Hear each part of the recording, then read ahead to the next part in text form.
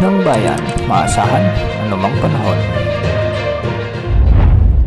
Magandang araw po sa ating lahat. Narito ang update sa lagay ng panahon ngayong araw ng Biyernes, September 13, 2024. Sa kasalukuyan ay southwest monsoon o habagat pa rin ang nakakaapekto sa Southern Luzon, Visayas at Mindanao. Samantalang trough o extension ng tropical storm na may international name na Bibinka ang nakakaapekto naman sa nalalabing bahagi ng Luzon. Ngayong araw nga, huling namatan ng pag-asa ang tropical storm Bibinka sa layong 1,605 kilometers silangan ng extreme northern Luzon. Taglay ang lakas ng hangin na umaabot sa 95 km per hour at pagbugsong umaabot sa 115 km per hour. Kumikilos ito ng 25 km per hour ng hilagang kanluran. Ngayong hapon o mamayang gabi, posible itong pumasok sa ating area of responsibility at posibleng tawagin ng pag-asa bilang bagyong Ferdy o ang pang-anim na bagyong mabubuo na pumasok sa ating area of responsibility. Ngunit hindi naman ito magtatagal sa ating power line at lalabas din ito pagsapit ng gabi. Dahil nga dito, asahan ng mga pag-ulan dulot ng trough tropical storm Bibinka sa Metro Manila at sa may northern at central Luzon.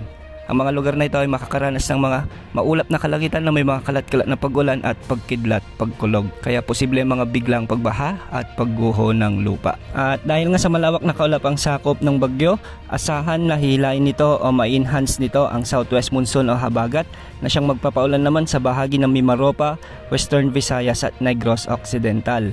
Ang mga lugar na ito ay makakaranas ng may mga kalakasang pag-ulan na siyang posibleng magdulot ng mga biglaang pagbaha at pagguho ng lupa, lalo na kung may mga malalakas hanggang sa matitinding pag-ulan.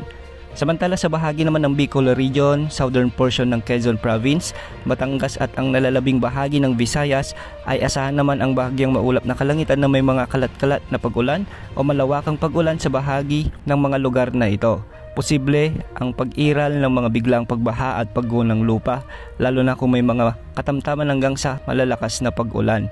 Dulot pa rin ito ng southwest monsoon na hinihila ni bagyong Bibinka. At sa buong Mindanao, asahan naman ang maulap na kalangitan na may mga kalat-kalat na pag-ulan at pagkidlat pagkulog, dulot pa rin ng southwest monsoon o habagat.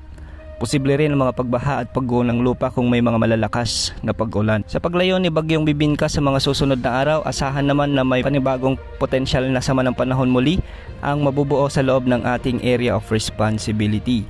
Posible itong lumakas bilang bagyo at posible ring magdulot ng mga pag-ulan dahil hihilain ulit nito ang habagat sa mga susunod na araw. Kung sakali ring maging bagyo ito, papangalanan ito ng pag-asa bilang bagyong Hener, ang pampitong bagyo sa loob ng ating area of responsibility ngayong taon. Sa ngayon, pinag-iingat po natin ang ating mga kababayan sa banta ng mga pagbaha at pagguho ng lupa dahil ngayong araw asahan ng malalakas na pag-ulan sa malaking bahagi ng bansa. Mag-ingat po at maging alerto. Yan ang update sa lagay ng panahon. Ito pang weather update ng bayan, maasahan anumang panahon.